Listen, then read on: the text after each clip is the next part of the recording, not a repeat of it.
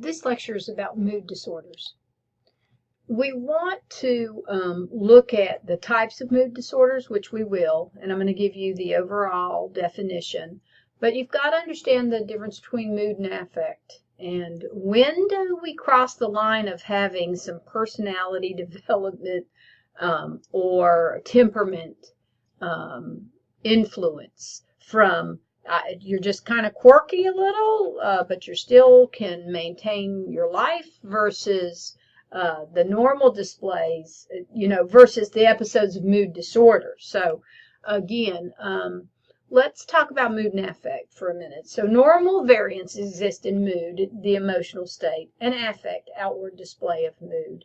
And I think we can all relate to that personally and professionally.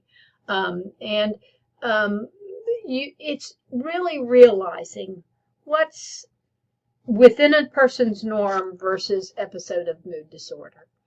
And so there's specific definitions that help us. They direct us as providers to know when a mood disorder actually exists. So let's look at them. And they give credit to psychosocial stressors also changing a person's mood, and we'll talk about that, in particular grief and bereavement. So a major depressive episode is a condition in which a person has a depressed mood or anhedonia, and for the following symptoms. They have unintended change in weight, whether it's loss or gain, sleep disturbance, psychomotor agitation, fatigue, feeling of worthless or guilt, inability to concentrate, and recurrent thoughts of death or suicide. A manic episode is a period of time, at least 1 week, in which the patient's mood is elevated, expanded. They can be irritable in addition to 3 of the following symptoms. They can have inflated self-esteem, which is called grandiosity, decreased need for sleep without fatigue, pressured speech, racing thoughts, distractibility, psychomotor agitation, excessive involvement in pleasure-seeking activities that may have high risk for undesirable consequences, such as excessive spending and sexual indiscretion. Mixed episode mood disorder is present when both major depressive and manic episodes are present nearly every day for a week or more. And these symptoms are not correlated with medication effect or substance abuse, okay? So like the manic and the major depressive episode, a mixed episode can only be diagnosed when the symptoms caused a marked impairment in one's ability to participate in usual activities and to function at previous expectation. So that's one way we know, or as we diagnose, what is a variant in your personality and how you react to certain situations versus when do you have a mood disorder. Hypomanic episode describes symptoms of manic episode that are shorter in duration and they don't match the severity of manic episode. And so thus they're not associated with such marked impairment of function. They're not debilitating enough to warrant hospitalization or to lead to dangerous consequences, although they are significant.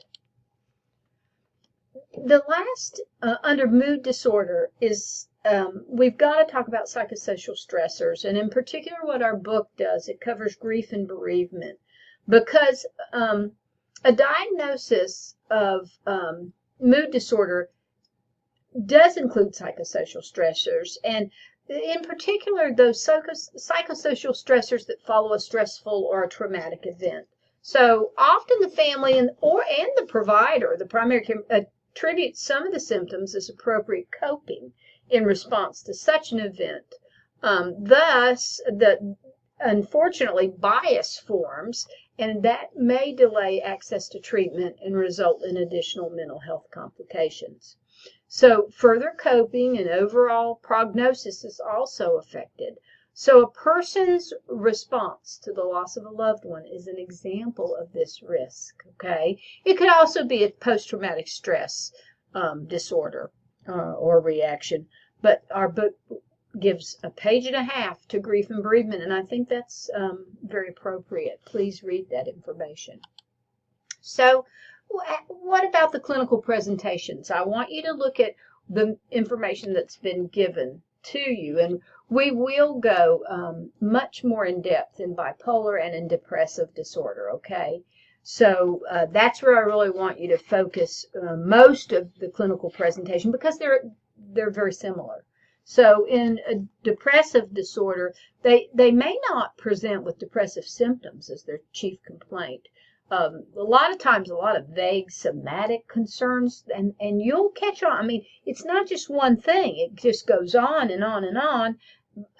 And quite often, the physical exam doesn't match it. For young children, irritability, just change in behavior. Adults can present with depressed mood and hopelessness. And older adults, somatic concerns dominate. So again, that's quite a wide gamut, isn't it? Bipolar, we'll look at in just a minute, okay, in depth. Diagnostically, it's depression diagnosed by interview.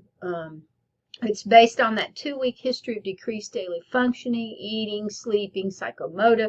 Go back to those definitions, and you can be able to feel confident in your diagnosing of depression.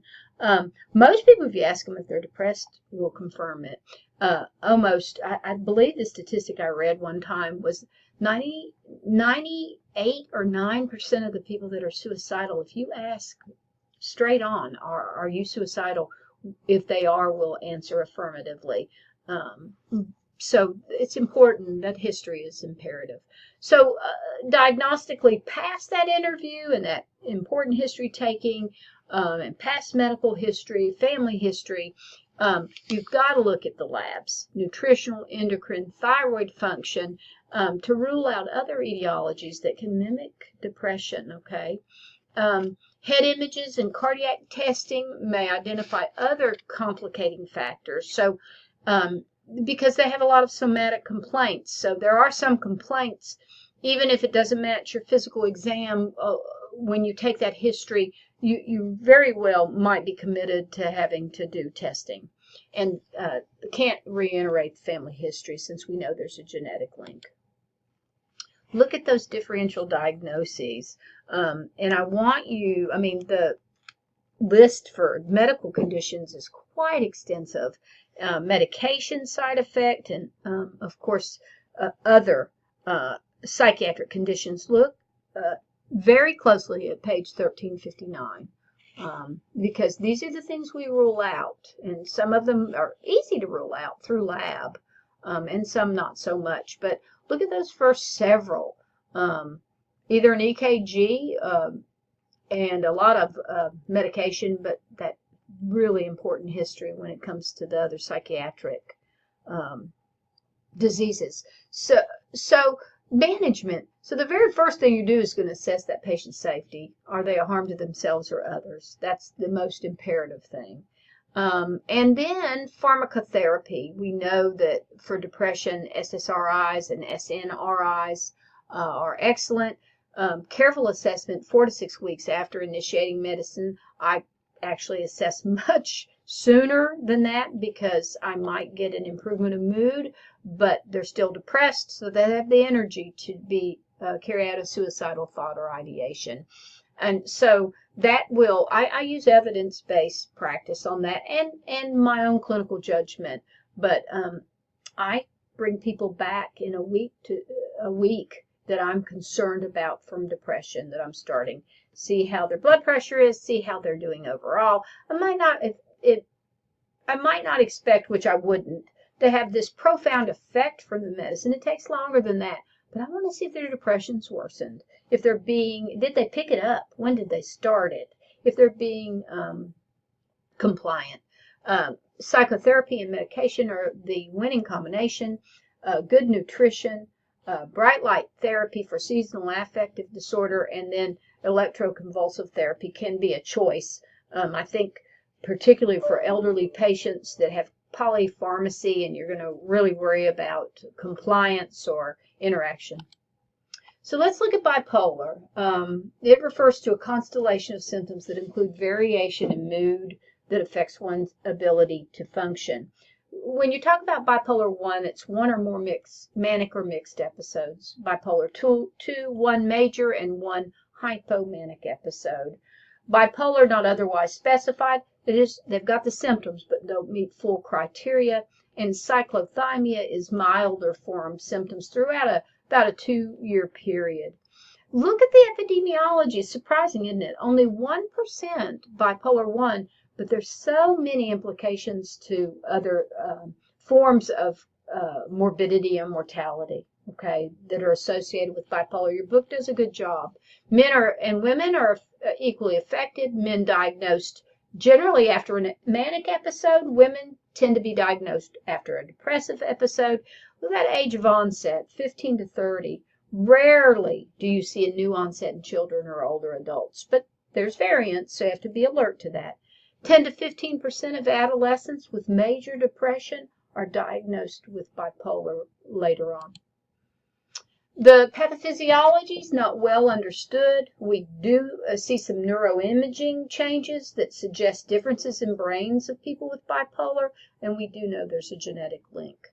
So clinically, they'll present not matching the symptoms of the disorder necessarily. The history is the most valuable tool you have.